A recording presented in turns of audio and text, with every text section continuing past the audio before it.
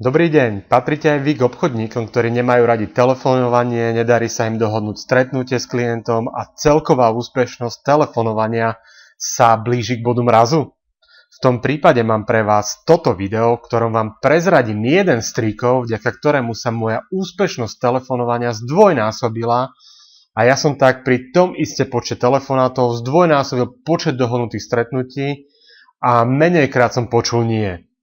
Túto fintu sa nedozviete od žiadnych teoretických školiteľov, pretože si ju v praxi nikdy nevyskúšali.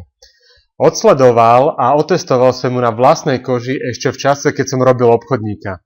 Tento tip si väčšinou nechávam na platené školenie, ale keďže viem, že toto trápi mnohých obchodníkov, rozhodol som sa oň s vami podeliť.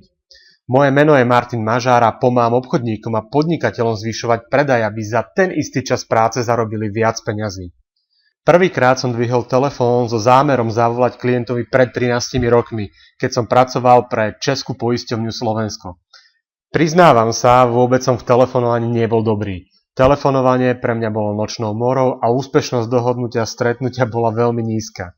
V priemere som si z 10 telefonátov dohodol 2 až 3 stretnutia.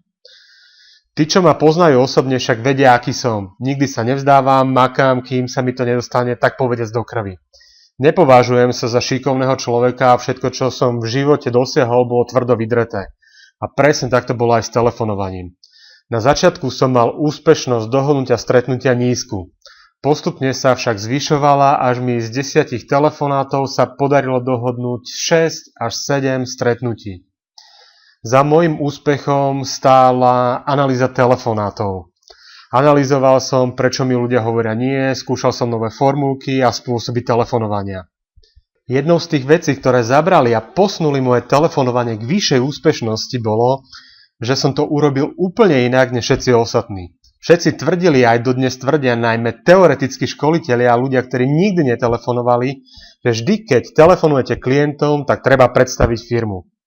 Ja som zistil, že je to jeden z najväčších mýtusov v telefonovaní. Ako náhle som pri predstavovaní v telefóne vynechal meno spoločnosti, pre ktorú som pracoval, tak moja úspešnosť dohodnutia stretnutia išla hore. Hneď vám vysvetlím prečo. Najskôr sa pozrieme na štandardný telefonát. Dobrý deň, pán Bohatý, tu pri telefóne Martin Mažár, poisťovňa XY. Pán Bohatý, máte na mňa chvíľočku času? Zamyslite sa v tejto chvíli, čo sa deje v hlave zákazníka. Z vašich prvých dvoch vied vie, že mu niekto volá, vie, že ste z poisťovne a taktiež vie aj, prečo mu voláte. Áno, dobre počujete, presne vie, prečo mu voláte. Ľudia totiž nie sú hlúpi a pokiaľ im poviete, že ste z poisťovne, vedia, že im s najväčšou pravdepodobnosťou chcete predať poistku. Pokiaľ im poviete, že ste treba z OVB, tak vedia, že vaše stretnutie vyvrcholí predajom finančných produktov. Pokiaľ im poviete, že ste z Herbalife, tak vedia, že im budete ponúkať doplnky výživy, krémiky a mastičky.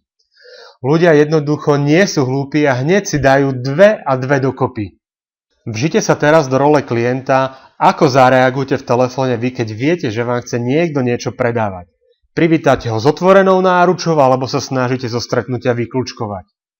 Spomente si, keď ste naposledy išli do hypermarketu na nákup a pri vstupe sa vám prihovorila slečna s parfémom v ruke so slovami: Dobrý deň, zastavte sa, máme pre vás darček. Čo ste v tej chvíli urobili? Ak ste to zažili prvýkrát, tak ste sa možno pristavili a vypočuli ju. Ak ste si už raz toto vypočuli a zistili ste, že pre vás v podstate darček nemá, len vám chce niečo predať, tak už ste určite druhýkrát sa nezastavili pri nej a jej slova ste ignorovali. A presne takisto je to aj s telefonovaním. Pokiaľ klientovi poviete do telefónu názov vašej spoločnosti a on už len z názvu vie, o čo vám na stretnutí pôjde, pretože už mal s nejakým finančným poradcom, výživovým poradcom alebo predajcom kozmetiky skúsenosť, tak od momentu, ako vyslovíte názov vašej spoločnosti, začne vedomé aj podvedome jeho mozog rozmýšľať, ako sa vás baviť. Preto častokrát, keď klientovi do telefónu poviete: Dobrý deň, pán Bohatý, pri telefóne Martin Mažár, poisťovňa XY. Pán Bohatý, máte na mňa chvíľočku času? Tak preto vám častokrát zákazníci odpovedajú: Viete čo, teraz nemám čas, lebo šoferujem, zavolajte neskoršie. A prirodzene, keď zavoláte neskoršie, tak vám telefón nedvihnú. Ak zákazníci nevykľúčkujú v prvej možnosti, ktorú ste im dali tým, že sa spýtali, či nemajú chvíľku času, tak sa budú snažiť vykľučkovať kladením otázok. Ak sa vám ich však aj podarí ukecať, tak sa občas stane, že neprídu na stretnutie. Toto sú následky používania názvu vašej spoločnosti a otázky na čas pri telefonovaní klientov. Pozor, to však neznamená, aby ste pred klientami tajili, z akej spoločnosti ste. Ak sa klient v priebehu telefonátu spýta, z akej firmy ste, tak mu to samozrejme s hrdosťou povedzte. Veď nerobíte pre žiadnu podvodnícku firmu. Takže na záver, čo urobiť, aby ste zvýšili úspešnosť dohodnutia stretnutia s potenciálnymi klientmi? Poprvé, zvážte v telefóne použitie mena vašej spoločnosti. Meno vašej spoločnosti častokrát znižuje počet dohodnutých stretnutí. Pozor, ale platí to len u niektorých firiem. Závisí to na tom, aké má vaša firma meno u neklientov, teda u tých ľudí, ktorí ešte nie sú klientami vašej spoločnosti.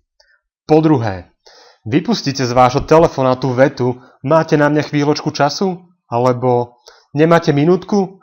Lebo je to prvá možnosť, ako môže klient vykľučkovať z vášho telefonátu bez toho, aby ste mu povedali dôvod vášho telefonátu, ktorý klienta presvedčí. Toto je len jedna z vecí, ktorú učím na školení Psychológia telefonovania klientom. Na školení ich učím oveľa viac. Pokiaľ chcete zvýšiť svoju úspešnosť dohodnutia stretnutia, tak začnite túto fintu používať vo svojich telefonátov. A pokiaľ chcete radikálne zvýšiť úspešnosť vašich telefonátov, tak príďte na moje školenie. Ak sa vám video páčilo, dajte mu páči sa mi, milujem páči sa mi, lebo to dáva mojej práci zmysel. Ak si myslíte, že by toto video mohlo pomôcť niekomu z vašich známych alebo kolegov, tak mu ho prepošlite alebo ho s nimi zdieľajte prostredníctvom sociálnych sietí. Do budúceho týždňa vám prajem veľa úspešných telefonátov.